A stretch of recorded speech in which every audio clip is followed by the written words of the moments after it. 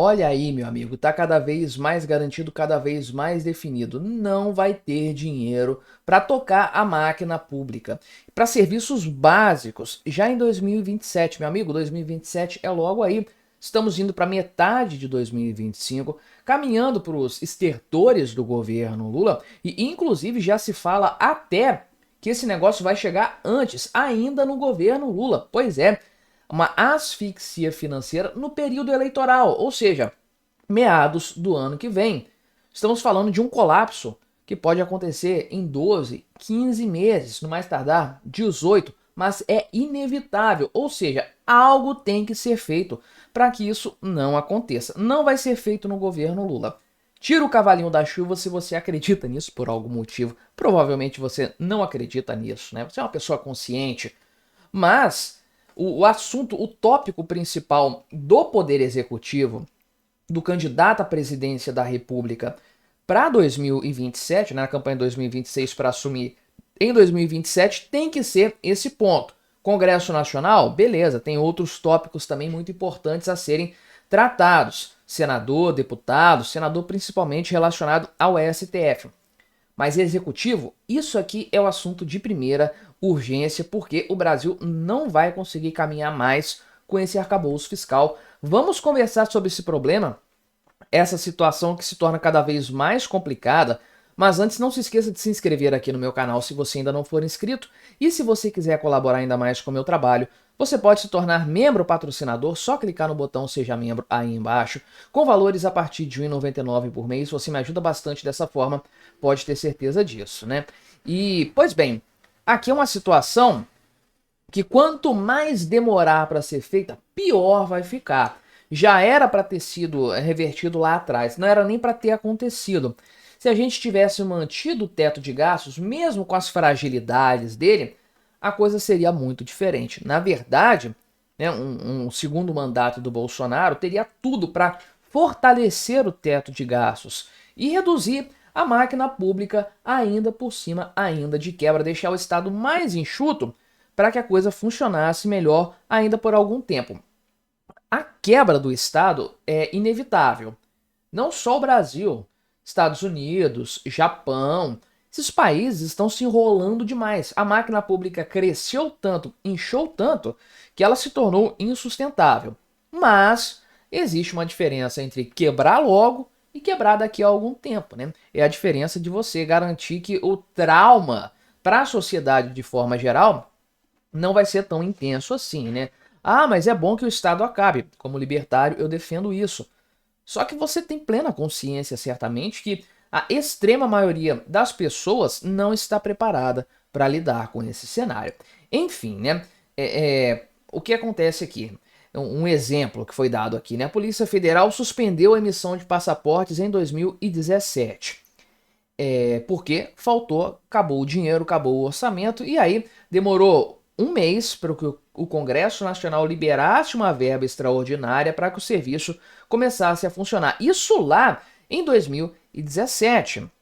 Sinais de que a coisa estava indo por água abaixo, né? O censo foi adiado. Por que o censo do IBGE? Por falta de recursos de fato, né? Universidades tiveram a sua verba reduzida. Então, a coisa está ficando complicada já há algum tempo. Só que isso vai se expandir para outras áreas. Isso aqui dá para viver sem censo do IBGE, sem universidade, né? Tem outras coisas que são mais relevantes que vão entrar nesse problema, o tal do shutdown, ou seja, o apagão dos serviços públicos. Então, o que isso aqui pode acarretar no longo prazo, né? Bem, as verbas discricionárias, olha só, que são aquelas que o governo tem para tocar a máquina pública no dia a dia, fora dos gastos obrigatórios, hoje elas representam 1,8% do PIB. Isso aqui, em 2029, vai chegar a 0,05% do PIB, que é absolutamente nada. Então, né, aqui para 2027, o governo apresentou despesas discricionárias negativas. Isso não existe, né? É uma coisa completamente sem sentido. Por quê? Porque realmente, né, depois aí de fazer o pagamento das obrigações legais, essas despesas ficariam negativas. As despesas legais, as obrigatórias, elas ultrapassariam a possibilidade total de despesas, que é uma insanidade completa. Ou seja, né, estamos diante de um cenário fiscal que é completamente insustentável para o orçamento de 2027 e só piora. Então, mesmo no ano que vem, o Lula vai ter dificuldade para sustentar aqui as suas promessas eleitorais, que ele vai querer fazer isso, lançar mão na época das eleições. Ele já está fazendo, mas isso vai se tornar ainda mais recorrente nos próximos meses, porque é o que sobrou para o Lula tentar reverter a queda na popularidade. Então, ele vai tentar ampliar o farmácia popular, reajustar o salário mínimo acima da inflação, Minha Casa Minha Vida e um monte de coisas nesse sentido. Só que, na medida em que o orçamento vai ficando cada vez mais comprimido, a margem para fazer esse tipo de coisa também vai se reduzindo. Então, em algum momento, a bomba vai explodir. Se é no ano que vem, no meio das eleições ou em 2027, a gente não sabe exatamente, né? Mas que a coisa vai desandar, isso é um fato gritante, né? O pessoal fala aqui das emendas parlamentares, que isso é um vilão, os precatórios, né? Meu amigo, aqui estamos falando, né, de 200 bilhões de reais aí de verbas discricionárias, que tem, em parte aqui, 57 bilhões destinados para emendas e 124 bilhões para precatórios. Mas a gente sabe que dá para enxugar a máquina pública se necessário for. E aqui o pessoal colocou isso também, justiça seja feita. Num cenário hipotético sem emendas e sem precatórios, o cobertor continuaria curto. E aí, né, meu amigo, o que poderia ser feito nesse cenário? Aumentar a carga tributária, né? Aumentar a dívida pública? Não há solução boa nesse sentido. Não há solução realmente viável para resolver esse problema imediatamente, né? O governo pode aqui desvincular, né, os benefícios do INSS, aposentadorias, pensões, o BPC, do aumento do salário mínimo. Ou seja, na prática, as pessoas começariam a receber cada vez menos dos seus valores, aí, dos seus benefícios, mas isso tem um custo social gigantesco e é passar a conta para o mais pobre, sem sombra de dúvidas, né? Até onde que isso aqui vai chegar? Até onde que a coisa poderia ser arrastada, ser empurrada com a barriga?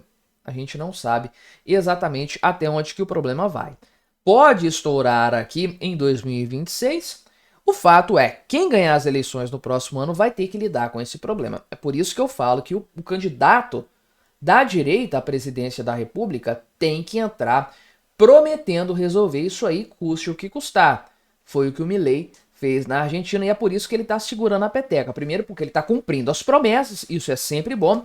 E segundo, porque o povo sente que não foi enganado pelo presidente. Ele falou o que ia fazer, tem feito. Todo mundo sabia que ia ter um custo para a sociedade. Isso aqui vai ter um custo. Seja resolvendo isso pelo método Milei, seja não resolvendo, empurrando o problema com a barriga mais para frente. Já não dá mais para ficar procrastinando a solução do problema fiscal no Brasil. O quanto mais isso demorar, pior vai ser a solução lá na frente. Impreterivelmente, em 2027, quem sentar na cadeira presidencial vai ter que lidar com esse problema.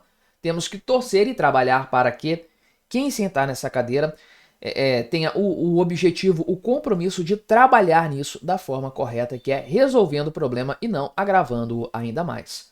Mas me diga aí, o que você achou da minha análise? Colabore com o nosso debate. Se inscreva no meu canal se você ainda não for inscrito e até a próxima.